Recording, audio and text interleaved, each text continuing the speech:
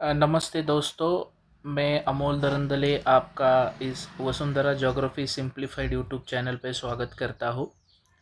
आज हम एसएसटी के मतलब केंद्रीय विद्यालय के और नवोदय विद्यालय के इंटीग्रेटेड जो एग्ज़ाम चल रहे हैं, आज सुबह के सेशन में टीजीटी के पेपर्स थे और पीजीटी के पेपर दोपहर के सेशन में आफ्टरनून सेशन में हो रहे होंगे। तो आज हम जो एसएसटी का पेपर आया था मॉर्निंग के सेशन में, उसमें से जो ज्योग्राफी के क्वेश्चन पूछे गए थे उसका अच्छे से डिस्कशन करेंगे, उसका आंसर की का डिस्कशन करेंगे। उसमें लगभग मैंने एनालिसिस किया एसएसटी के सोशल साइंस के क्वेश्चन पेपर का। उसमें से मैंने पाया कि लगभग 15-16 क्वेश्चन ज्योग्राफी के पोर्शन से पूछे गए हैं और दूसरी इम्पोर्टेंट बात की इक्का दुक्का क्वेश्चन छोड़ के सभी क्वेश्चन एनसीईआरटी के अलग अलग किताबों से है। 9th 10th 11th 12th मतलब 9 10 की तो सोशल साइंस की ज्योग्राफी की किताब और 11 12 तो ज्योग्राफी के ही किताबें हैं, आपको पता ही होगा। तो विदाउट वेस्टिंग टाइम हम शुरुआत करते हैं। आप देखिए, पहला क्वेश्चन लिया जाए तो ये मेरा सेट पहले बता देता हूँ, ये E3 वाला सेट है मेरा। आप अपना सेट देख लीजिए, उसके अकॉर्डिंग क्वेश्चन थोड़े से शफल किए होंगे। ये 13 क्वेश्चन है मेरा। क्वेश्चन ये कह रहा है which of the following example of tertiary sector. तो हम ज्योग्राफी के स्टूडेंट्स को पता ही होना चाहिए कि अलग अलग तरह के ह्यूमन एक्टिविटीज़ होते हैं। Basically we have 3 types of human activities और जो फोर्थ और फिफ्थ भी होते हैं उसको हम क्वाटरनरी और क्वीनरी सेक्टर बोलते हैं। वो एक्चुअली टर्शरी इकोनॉमिक एक्टिविटीज़ के एक्सटेंशन है, हायर ऑर्डर सर्विसेज उसमें प्रोवाइड की जाती है। तो इतना डिटेल में नहीं जाएंगे हम यहाँ, क्योंकि आंसर की पहले यहाँ डिस्कस करना है। तो ऑप्शन से जाते हैं हम। तो टूरिज़्म जो आता है वो टर्शरी में ही आता है, आपको पता ही होगा। टर्शरी इकोनॉमिक एक्टिविटीज़ में बेसिकली क्या आते हैं, सर्विस सेक्टर भी कहा जाता है और टूरिज़्म भी एक सर्विस है, ट्रांसपोर्टेशन भी एक सर्विस है, हाँ, बैंकिंग भी एक सर्विस है, एजुकेशन भी एक सर्विस है। तो ये सर्विस सेक्टर का पार्ट है, तो आंसर यही है। लेकिन बाकी के ऑप्शंस देख लेते हैं जल्दी जल्दी। क्वेरिंग जो है, माइनिंग और क्वेरिंग प्राइमरी इकोनॉमिक एक्टिविटी की जो नेचर से कनेक्टेड है। उसमें एक्सट्रैक्शन ऑफ मिनरल्स किया जाता है directly from the earth. Manufacturing जो है सेकेंडरी इकोनॉमिक एक्टिविटी है। उसमें वैल्यू एडिशन किया जाता है, ड्यूरेबिलिटी बढ़ाई जाती है प्रोडक्ट्स की। और फॉरेस्ट्री जो है, लंबरिंग जिसे कहते हैं, मतलब जो वुड कटिंग, लकड़ियाँ कटाई जाती है, ये प्राइमरी सेक्टर में आएंगे। तो इसका answer it should be tourism. ठीक है। नेक्स्ट देखेंगे। नेक्स्ट जो है, इसमें 36 क्वेश्चन है। अभी ये क्वेश्चन बड़ा मज़ेदार है, इसमें डायरेक्ट एनसीईआरटी की लाइन उठाई गई है। क्वेश्चन नंबर 36 इसमें पूछा गया है कि क्रॉपिंग इंटेंसिटी का जो कैलकुलेटिंग क्रॉपिंग इंटेंसिटी जो है, इसका फॉर्मूला क्या है परसेंटेज में। तो डायरेक्ट दिया है, एनसीईआरटी में डायरेक्ट दिया है, मैं आपको दिखाऊंगा अभी। ये दूसरा इसका आंसर होना चाहिए, gross crop area upon net sown area into 100। तो ये मैं आपको डायरेक्ट दिखाता हूँ, एनसीईआरटी में से कहाँ आपको मिलेगा। एनसीईआरटी का जो क्लास 12 का बुक है, इंडिया पीपल एंड इकोनॉमी, उसमें से ये डायरेक्ट उठाया गया है। मैं आपको दिखाता हूँ, just give me 1 minute, 2-3 second, not 1 minute. See here, ये इंडिया पीपल और इकोनॉमी का बुक है, आपको दिख भी रहा होगा। यहाँ दिया है cropping intensity in percentage, GCA मतलब ग्रॉस क्रॉप्ड एरिया और net sown area NCA into 100। तो ये रहा एनसीईआरटी का कटिंग, तो आप देख सकते हो। तो हम जाएंगे डायरेक्ट क्वेश्चन पे। क्वेश्चन नंबर ये 36 था, ठीक है। तो ये G C A upon N S A into 100, ये क्लियर हो गया। क्वेश्चन नंबर 37 देखते हैं। उसमें से क्या पूछा गया है, which of the following soils gets it colour from the wide diffusion of iron in crystalline and metamorphic rocks. तो ये इसका जो आंसर है, इग्नियस रॉक या मेटामॉर्फिक रॉक कहो, उसका जो डिफ्यूजन होता है तो ये रेड सॉइल में पाया जाता है। अलुवियल सॉइल डिफरेंट होता है, ये डिपोजिशनल वर्क से क्रिएट होता है, आपको पता ही होगा। ब्लैक सॉइल ब्लैक सॉइल जो होती है वो इग्नियस रॉक से फॉर्म्ड होती है, पर्टिकुलरली जो बेसॉल्ट्स होते हैं, या बसाल्ट भी इसका प्रोनाउंसिएशन होता है, उससे वो क्रिएट होते हैं ब्लैक सॉइल्स। और पीटी सॉइल्स तो अलग, ये मतलब सेडिमेंट्री रॉक से फॉर्म्ड होते हैं पीटी सॉइल्स। ठीक है, तो इसका जो आंसर है तो ये रेड सॉइल है। कैसे एनसीईआरटी का कटिंग क्लास 11th में दिया हुआ है। क्लास 11 का जो सॉइल चैप्टर है आपको वहाँ मिल जाएगा ये पार्ट, लेकिन फिर भी मैं आपको दिखाता हूँ। एनसीईआरटी प्रूफ्स बहुत इंपॉर्टेंट है, क्योंकि एनसीईआरटी से कैसे क्वेश्चन फॉर्म्ड हुए ये आपको समझ में आएगा। आप यहाँ देख सकते हो, यहाँ वही लाइन एग्जैक्ट दी है। द सॉइल, द मतलब यहाँ रेफरेंस दिया है रेड सॉइल को। The soil develops reddish colour due to wide diffusion of iron in crystalline and metamorphic rocks. तो ये कौन सी द सॉइल की बात हो रही है? तो so it is a red soil, तो इसका आंसर रेड है। तो क्वेश्चन नंबर 37 के बाद हम सीधे चलेंगे क्वेश्चन नंबर 38 के पास। क्वेश्चन नंबर 38 क्या कह रहा है आप देख सकते हो। 36 हो गया, 37 हो गया, 38। तो अभी ये क्वेश्चन है ना, डायरेक्ट आपको तो एनसीईआरटी में नहीं मिलेगा, लेकिन इंडिया पीपल और इकोनॉमी में जो पॉपुलेशन का पार्ट दिया हुआ है उसमें से जो फेजेस दिए हैं पॉपुलेशन ग्रोथ के, उसमें इसका रेफरेंस संदर्भ या रेफरेंस आपको मिल जाएगा। इसका आंसर ये बंदे ने भी सही लगाया है, इसका आंसर 1921 है।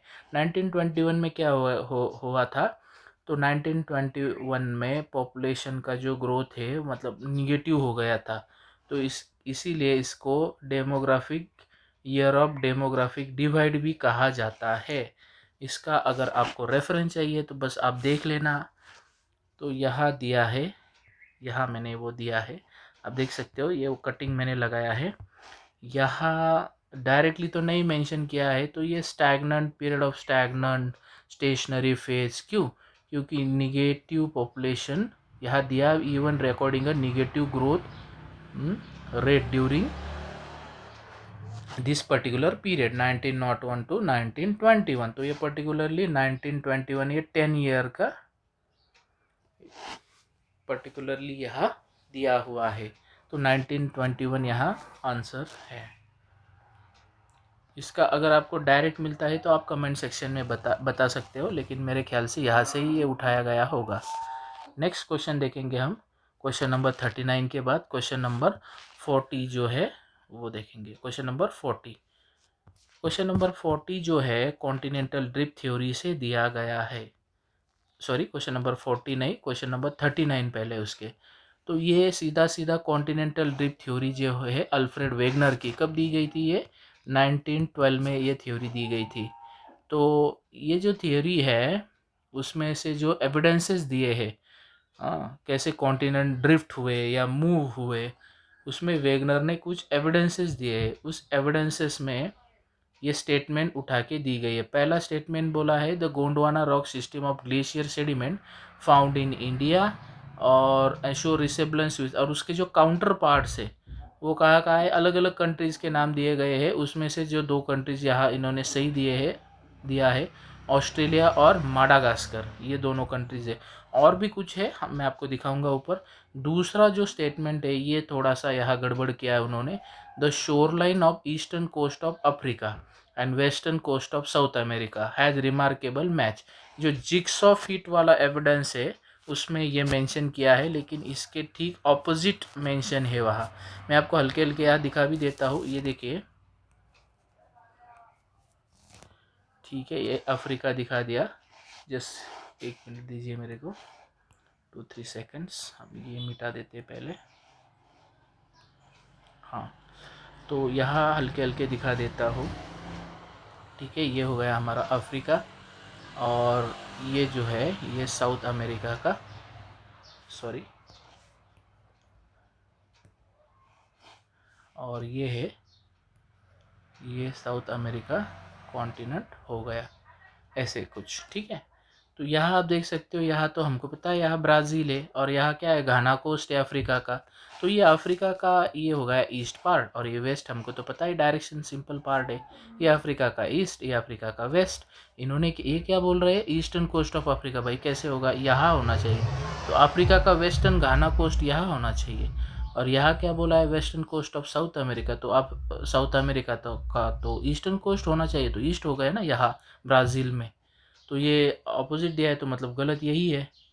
आगे क्या दिया है, मैं आपको एनसीईआरटी में ये सब दिखाऊंगा। The wide spread occurrence of tillite. Tillite क्या होता है, what are the tillite? Tillite जो ग्लेशियल जो डिपॉजिट्स होते हैं, these are known as tillites. उसमें नहीं होते छोटे छोटे कंकड़ पत्थर वगैरह ये सब कुछ, उसको टीलेट बोला जाता है कलेक्टिवली।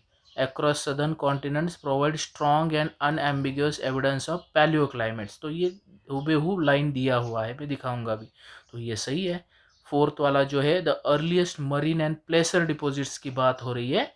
जो प्लेसर डिपॉजिट्स है वो मिलते हैं ब्राज़ील में मिलते हैं, तो south America, Africa. Suggest that ocean did not exist before that time. तो ये भी सही है।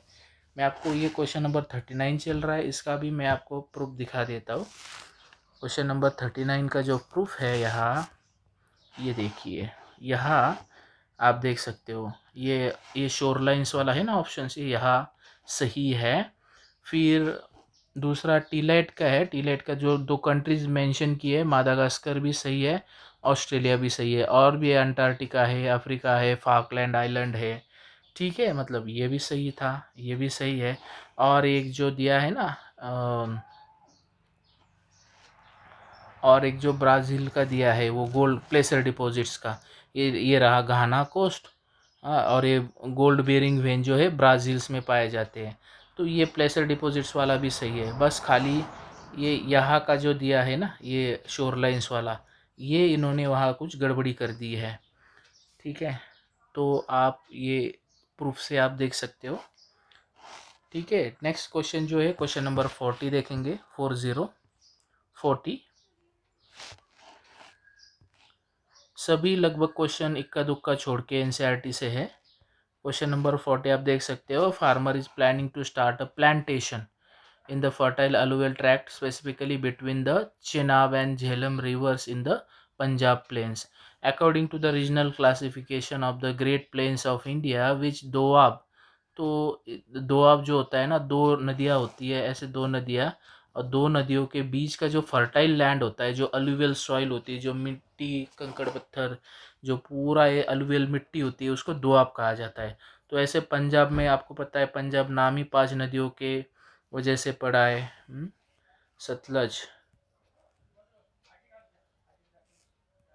सतलज, बियास, रावी, चिनाब, झेलम और ये इंडस। तो उसमें से जो है ये मतलब एग्जैक्ट तो नहीं है, दोआब का दिया है उन्होंने डेफिनेशन एनसीईआरटी में। क्लास क्लास 9 के एनसीईआरटी में दोआब का डेफिनेशन वगैरह उन्होंने दिया है। और इसका आंसर मैं आपको दिखाता हूँ, इसका मैंने स्क्रीनशॉट लिया है। ये थोड़ा सा एनसीईआरटी में नहीं मिलेगा, लेकिन हमने इसका प्रूफ लिया है। आप देख सकते हो इसका आंसर क्या है। इसका आंसर है, इसको जेच भी बोलते हैं। बहुत सारे इमेजेस में जेच दिया है, लेकिन ऑप्शन में उन्होंने CH, चिनाब और झेलम, चिनाब और झेलम जो है ना, उसके बीच का बोला है। चिनाब और झेलम नदियों के बीच का दोआब कौन सा है, तो ये छाछ है, छाछ, CHAJ, छाछ दोआब, छाछ दोआब। ओके, तो ये क्वेश्चन नंबर 40, छाछ दोआब उसका आंसर है, क्वेश्चन नंबर 40। ठीक है, तो ये रहा आंसर इसका, इसका फोर्थ आंसर होना चाहिए। इसका आंसर मैंने बताया था, यही गलत है। ठीक है, आगे जाएंगे। हाँ, ये तो बड़ा मतलब डायरेक्ट क्वेश्चन है, वैसे तो ये बहुत सिंपल भी है, अलग अलग किताबों में भी हमने पढ़ा है, मतलब क्लास एनसीईआरटी के बुक्स में उन्होंने दिया है, ये तो पता ही होना चाहिए। सिंपल सा क्वेश्चन था। If Ashish is standing at Greenwich London 12 नून, उसको हम प्राइम मेरिडियन बोलते हैं, ग्रीनविच को प्राइम मेरिडियन भी कहा जाता है। Which of the following city in India is aligned with the IST, Indian standard time. Indian standard time हमको पता है, ये अगर 0 डिग्री का लॉन्जिट्यूड हुआ तो ये जो IST है 5.5 घंटे आगे है। और कहा कौन से मेरिडियन पे है, ये है 82 डिग्री 30 मिनट ईस्ट मेरिडियन पे लोकेट है। और हमको पता है कि राइट साइड में यह टाइम बढ़ता है और लेफ्ट में टाइम घटता है। क्यों? क्योंकि ये ईस्ट वाले जो भी लोकेशंस है वो पहले पास होते हैं हमारे सन से, क्योंकि हमारी अर्थ कैसे मूव होती है, वेस्ट टू ईस्ट, तो यहाँ टाइम बढ़ना चाहिए वैसे, मतलब यहाँ अगर 12 बजे है तो यहाँ 12 पहले ही बज चुके होंगे, तो 5.5 घंटे हमारा आगे है ना। तो आगे के हिसाब से यहाँ ईटानगर जो है उस वहाँ शाम के, मतलब यहाँ 5:30 PM होना चाहिए। शाम के कितने बजे होंगे? शाम के 5:30। सुबह नहीं, सुबह कैसे, ये तो आगे है ना। तो इसका आंसर ये है। इसका भी हल्के हल्के में प्रूफ दिखा देता हूँ। क्लास 11 का जो प्रैक्टिकल वर्क इन ज्योग्राफी का बुक है, प्रैक्टिकल का थर्ड बुक जो है, उसमें उस ये ऑप्शन आपको मिल जाएगा। क्वेश्चन नंबर, ये देखिए आप, यहाँ ये दिया हुआ है, आप पॉज करके आप ये अच्छे से पढ़ सकते हो। यहाँ सब दिया है, कैसे 5.5 घंटे आगे है वगैरह, इस सेक्शन में आप देख सकते हो। नेक्स्ट जाएंगे हम, नेक्स्ट क्वेश्चन की तरफ जाएंगे। कुछ कुछ क्वेश्चंस उन्होंने थोड़ा सा अच्छे क्वालिटी के पूछे हैं। हाँ ठीक। Question number 42। अभी ये पूरा सेस्मिक वेव्स या अर्थक्वेक वेव्स का ये उससे क्वेश्चन ये बिलोंग करता है। अच्छा क्वेश्चन है ये। ठीक, देखिए, surface waves are generated due to release of energy at focus and move in all directions. यहाँ ही गड़बड़ी कर दी उन्होंने। हाँ, फोकस क्या होता है आपको पता ही होगा, मैं आपको दिखा देता हूँ। अगर ये हमारी पृथ्वी दिखा दी और ये सेंटर है, सॉरी सेंटर नहीं, लेकिन यहाँ से अर्थक्वेक जनरेट हुआ है। यहाँ मतलब यहाँ जैसे देखिए फॉल्ट होगा या जो भी है, यहाँ से एनर्जी रिलीज होती है, उसको क्या कहते हैं? हम फोकस कहते हैं। फोकस को हाइपोसेंटर भी कहा जाता है, हाइपोसेंटर। और यहाँ से अगर एनर्जी रिलीज होंगी सबसे पहले, और जो अबव पॉइंट होगा उसको क्या बोलेंगे? एपिसेंटर। एपिसेंटर वो अर्थ के सरफेस पे होगा। ठीक है, ज़्यादा मैं डिटेल में नहीं जाता यहाँ। तो ऐसे वेव्स क्रिएट होंगी। तो ये जो वेव्स क्रिएट होंगी इनको प्राइमरी वेव्स कहा जाता है। और ये सीधे जाके सरफेस को हिट करेगी पहले, और that will generate another set of waves, these are known as surface waves. तो सरफेस वेव्स तो बात की बात है, surface waves are generated due to the release of energy. नहीं, सरफेस वेव्स नहीं, प्राइमरी वेव्स जनरेट होते हैं, बॉडी वेव्स जिसे कहा जाता है, बॉडी वेव्स। बॉडी वेव्स और सरफेस वेव्स ऐसे दो टाइप है, और बॉडी वेव्स के दो टाइप से, प्राइमरी एंड सेकेंडरी वेव्स। और सरफेस वेव्स जो है बाद में क्रिएट होती है। तो ये हो गया गलत। यहाँ करेक्ट पूछा है तो ये हो गया गलत।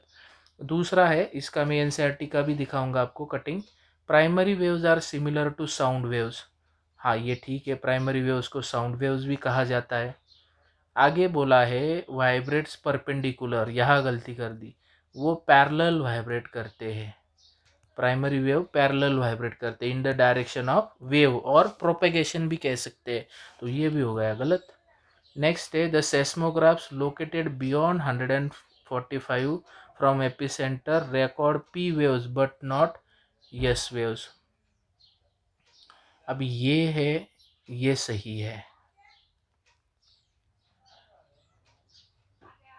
और ये जो है, the shadow zone of S waves appears as the band around the earth between 105 degree and 145 away from the epicentre. तो ये इसमें दो जगह आपको कॉन्ट्राडिक्शन होंगी, तो ये हम डायरेक्ट कंफर्म करते हैं एनसीईआरटी के प्रूफ से। पहले बोला गया है primary wave similar to the sound waves. तो ये आप देख सकते हो, एनसीईआरटी का भी मैं कटिंग दिखाता हूँ। जस्ट 1 मिनट दीजिए मेरे को। हाँ, तो ये पहले तो क्या बोल रहे हैं? सेस्मोग्राफ्स, सेस्मोग्राफ्स की बात हो रही है। ये जो है यहाँ the shadow zone of S waves है ना, यही गलती कर दी है इन्होंने। तो वो पी वेव्स का शैडो जोन होना चाहिए, तो ये भी गलत है। तो रहा ये, the seismographs located beyond 145 degree from the epicentre record P waves but not S waves. तो ये एकदम सही है। ये डायरेक्ट एनसीईआरटी की लाइन है, ये सही है, मैं आपको दिखा ही देता हूँ डायरेक्टली।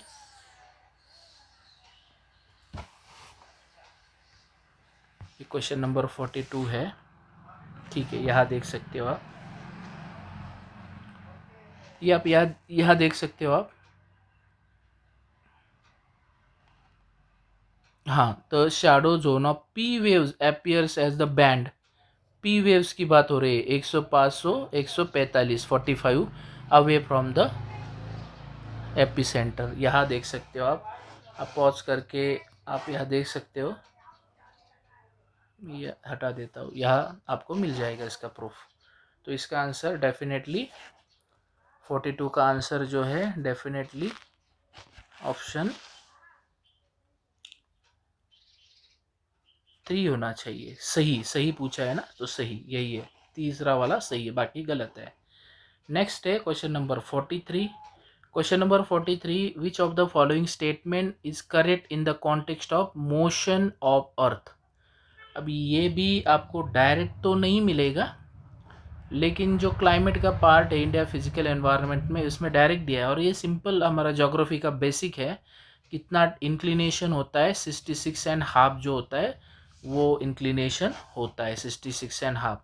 तो इसमें भी क्या पूछा गया है, करेक्ट पूछा गया है, तो यही करेक्ट है। तो ये बाकी सब गलत हो गए, गलत ठहरे। इसका भी वैसे एनसीईआरटी में प्रूफ दिया है, डायरेक्टली तो नहीं है लेकिन थोड़ा सा बिखरा पड़ा है। यहाँ ये लास्ट लास्ट भी क्लियर है, ये तो क्लियर होता है the earth rotates from east to west, तो बिल्कुल नहीं भाई, इसके ऑपोजिट होता है, वेस्ट से ईस्ट, हमने पहले भी गया है, तो ये तो ठहरा गलत। In summer northern hemisphere day light in decreases, कैसे होगा भाई, समर की बात हो रही है, नॉर्दर्न हेमिस्फीयर की बात हो रही है, तो डे लाइट डिक्रीज कैसे होता है, डे लाइट इंक्रीज होगा ना, पोलवर्ड जाएंगे तो ये भी हो गया गलत। Latitude is an angular distance measured, यहाँ लैटिट्यूड की जगह लॉन्जिट्यूड होता तो सही होता, longitude, longitude, longitude would be the right answer. लेकिन ये यहाँ लैटिट्यूड कर दिया है, मतलब गलत है। तो इसका आंसर जो है 43 का 1 होना चाहिए, 43 का 1 आंसर होना चाहिए। ये हो गया था, ठीक है। इसका नहीं लिया, इसका ये डायरेक्ट तो नहीं मिलेगा आपको एनसीईआरटी में, लेकिन ये समझ से भी हो जाना चाहिए था, ठीक है। Next question 44। हाँ, ये डायरेक्ट एनसीईआरटी से है, क्लास 9 की जो एनसीईआरटी है ज्योग्राफी वाली, उसमें आपको ये मिल जाएगा, मैं दिखा भी दूंगा। पहला statement, which of the following correct देखना है, फिजिकल फीचर जो है फिजियोग्राफी हमारी इंडिया की। The peninsular plateau is composed of igneous and metamorphic rocks with generally rising hills and wide valleys, ठीक है। The width of Himalaya varies from 600 kilometre in Kashmir to 500 kilometre in Andhra Pradesh. अरे भाई ये तो गलत है, इतना कैसे हो गया, 400 और शायद 150 है, 400 किलोमीटर वाइड है कश्मीर में, और शायद 150 अरुणाचल प्रदेश में है। ये तो सही दिया है। The average height of Himadri जो है, जिसको हम हिमाद्री को हम ग्रेटर हिमालय भी कहते हैं, जो 3 पार्ट है ना हमारे हिमालय के, कौन कौन से, ट्रांस हिमालय तो अलग बात है, ग्रेटर हिमालय, मिडल हिमालय और शिवालिक जिसे कहते हैं, तो इसकी 6000 मीटर है हिमाद्री। तो ये सही है भाई, स्टेटमेंट सही है, बस ये गलत है। तो सही कौन से हो गए, ये पहले वाला first and third, first and third वाला कौन सा ऑप्शन है, यही एक रहा, फर्स्ट एंड थर्ड, 3 वाला सही है। तो ये क्वेश्चन नंबर जो 44 है, इसका मैं आपको प्रूफ दिखा देता हूँ, डायरेक्ट लाइन टू लाइन ली गई है।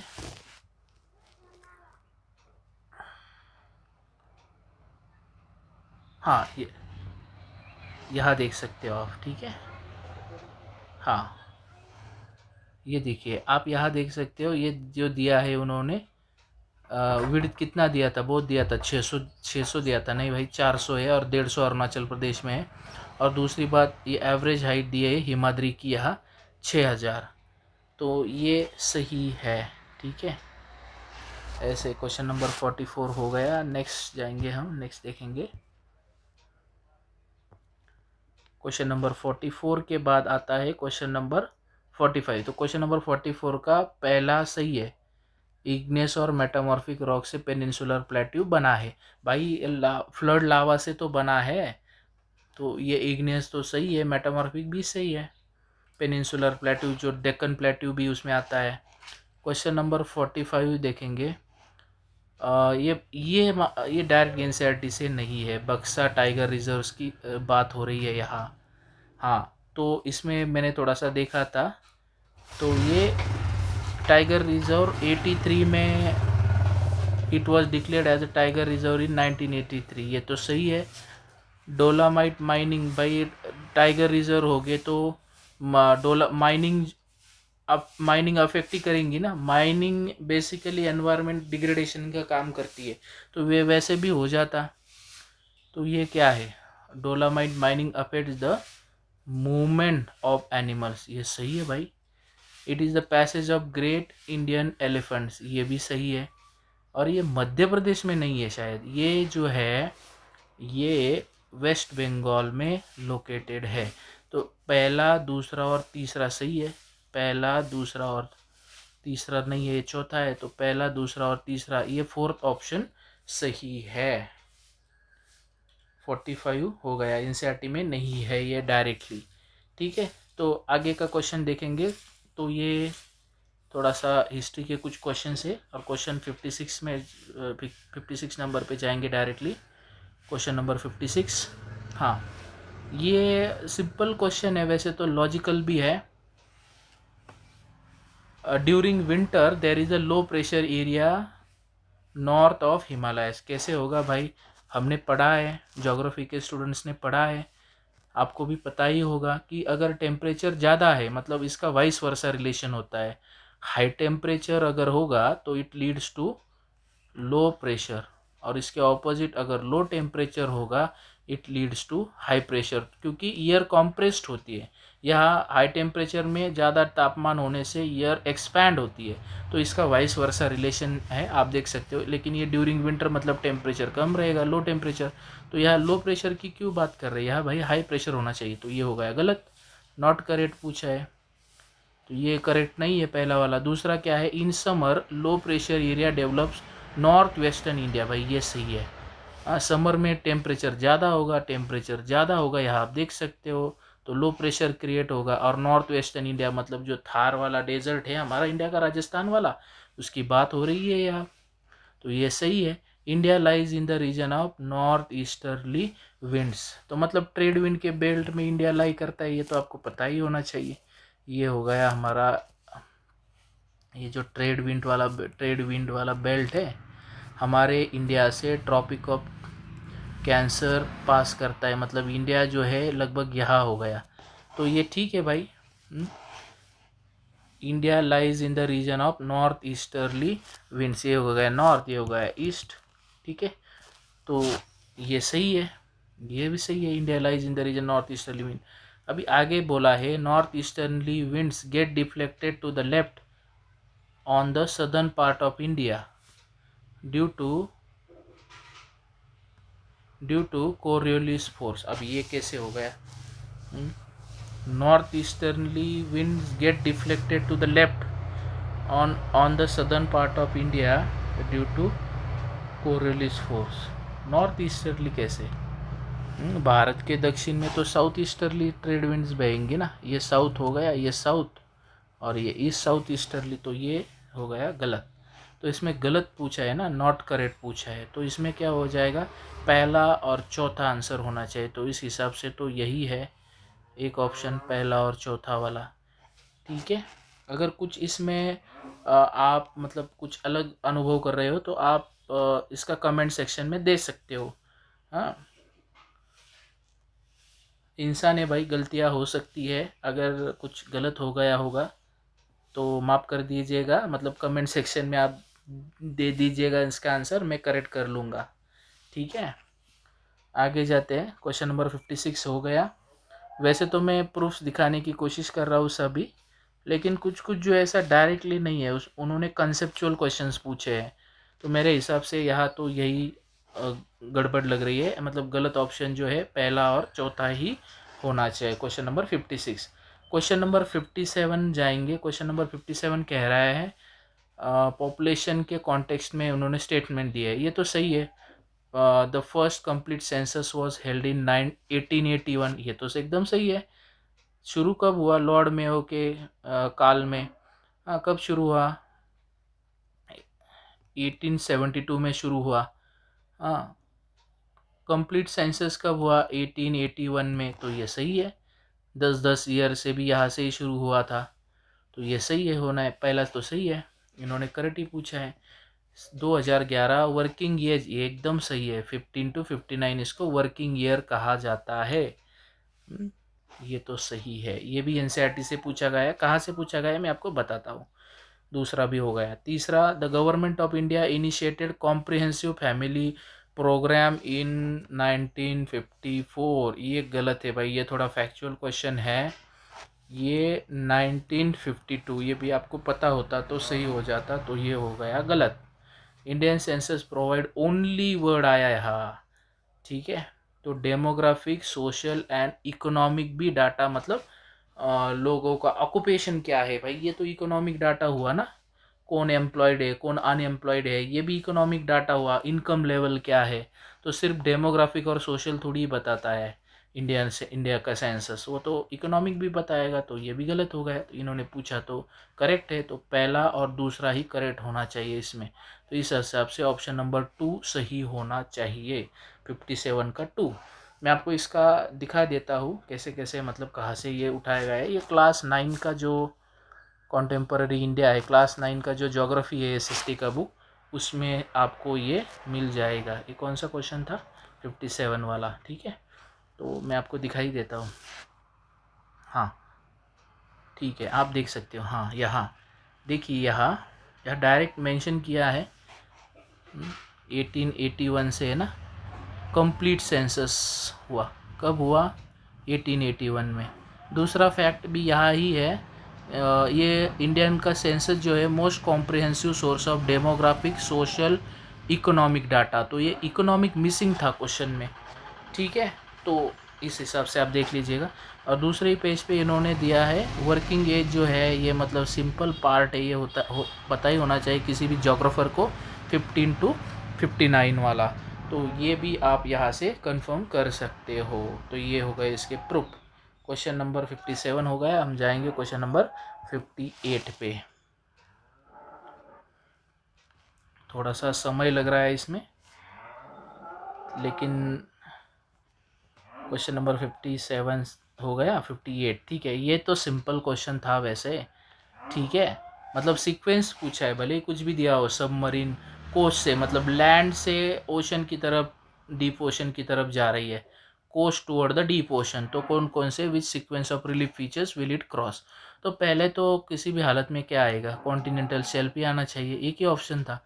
बाकी के किसी भी सेक्शन में नहीं। कोस्ट कोस्ट अगर पहले लिया जाए तो कॉन्टिनेंटल शेल्फ, कॉन्टिनेंटल स्लोप सही है, continental rise, deep ocean trenches एकदम सही है। तो ऑप्शन नंबर 2 सही होना चाहिए।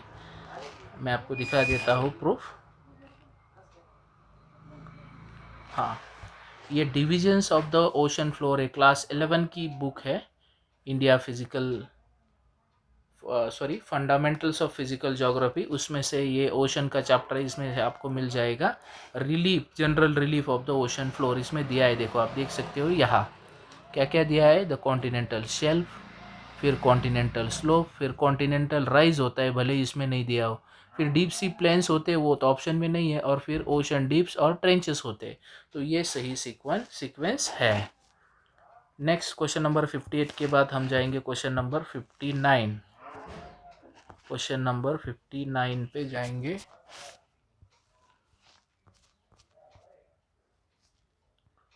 हाँ, क्वेश्चन नंबर 59 ये भी डायरेक्ट एनसीईआरटी से नहीं है, कुछ कुछ है। कुछ कुछ है इसमें से। ये बंदे ने एकदम सही आंसर दिया है। 59 वाला जो है, सबसे इन्होंने बोला है कि साउथ से नॉर्थ की तरफ सजाओ। तो सबसे साउथ में जो है, आ, हाँ, ये कृष्णा राजा सागर डैम जो है, ये कर्नाटका में है। तो ये सबसे साउथ में है, तो दूसरा ऑप्शन पहला आएगा, ठीक है। फिर उसके बाद है फर्स्ट ऑप्शन। फर्स्ट मतलब क्या? नागार्जुन सागर, ये जो तेलंगाना और आंध्र प्रदेश के बॉर्डर में है। फिर आएगा हमारा तीसरा निज़ाम सागर डैम, ये तेलंगाना स्टेट में है। और फिर चौथा आएगा ये राणा प्रताप सागर डैम।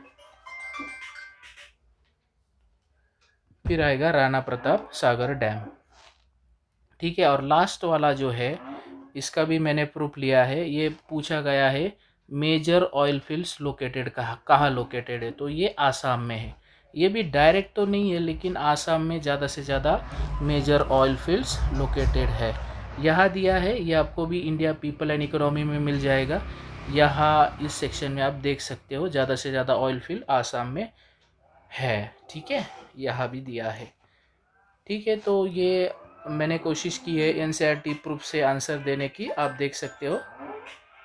ठीक है, अगर कुछ आपके सुझाव है तो कमेंट सेक्शन में दीजिए। Thank you.